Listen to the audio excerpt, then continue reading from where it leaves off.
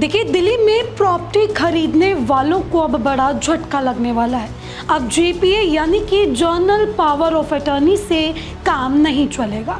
दिल्ली में प्रॉपर्टी खरीदने और बेचने का तरीका अब पूरी तरीके से बदलने वाला है। एक ऐसा फैसला लिया गया जिसका असर लाखों प्रॉपर्टी मालिकों और खरीदारों पर पड़ सकता है। अगर आपने भी जीपीए के जरिए प्रॉपर्टी खरीदी है या खरीदने की योजना बना रहे हैं तो ये खबर आखिर तक ज़रूर देखिए। नमस्कार, आप देख रहे हैं तेज तर्रार और मैं हूं आपके साथ परमजीत कौर। अगर आप दिल्ली में मकान, फ्लैट या दुकान खरीदने की सोच रहे हैं या फिर आपकी property journal power of attorney यानी कि जीपीए के आधार पर है तो ये खबर आपके लिए बेहद ज़रूरी है। दिल्ली सरकार ने प्रॉपर्टी रजिस्ट्रेशन को लेकर एक बड़ा फैसला लिया है। अब सिर्फ जीपीए बनवाकर प्रॉपर्टी की खरीद फरोख्त का रास्ता आसान नहीं रहेगा। सरकार ने साफ कर दिया है कि हर जीपीए की कड़ी की जांच होगी और कई मामलों में सिर्फ जीपीए के आधार पर रजिस्ट्रेशन नहीं किया जा सकेगा। आखिर ये फैसला क्यों लिया गया, इसका असर किन लोगों पर पड़ेगा और अगर आप प्रॉपर्टी खरीदने जा रहे हैं तो किन बातों का आपको ध्यान रखना होगा, आइए समझते हैं इस पूरी खबर में। दिल्ली की अनऑथराइज्ड कॉलोनी में सालों से बड़ी संख्या में मकान, फ्लैट और दुकानें जर्नल पावर ऑफ अटर्नी यानी कि जीपीए के जरिए खरीदी और बेची जा रही हैं। ऐसा इसीलिए क्योंकि जीपीए के जरिए कम स्टैंप ड्यूटी देकर लेन देन हो जाता था। उदाहरण के तौर पर 25 लाख रुपए की प्रॉपर्टी पर जहां सेल डीड के जरिए लाखों रुपए की स्टैंप ड्यूटी और रजिस्ट्रेशन शुल्क देना पड़ता था, वहीं जीपीए के जरिए बेहद कम खर्च में सौदा हो जाता था। इससे सरकार को राजस्व का नुकसान होता था और टैक्स चोरी की आशंका भी बनी रहती थी।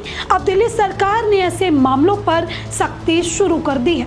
मुख्यमंत्री रेखा गुप्ता के निर्देश पर सभी रजिस्ट्रार को आदेश दिया गया है कि रजिस्ट्रेशन के लिए आने वाले हर जीपीए दस्तावेज की गहराई से जांच की जाए। देखिए, जांच के दौरान जो है कुछ अहम बातों को देखा जाएगा।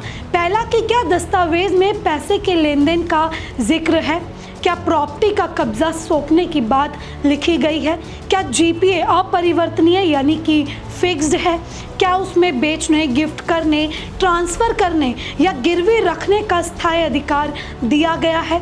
अगर इनमें से कोई भी बात सामने आती है तो मामला सामान्य जीपीए नहीं माना जाएगा। देखिए, सरकार ने एक और बड़ा बदलाव किया है।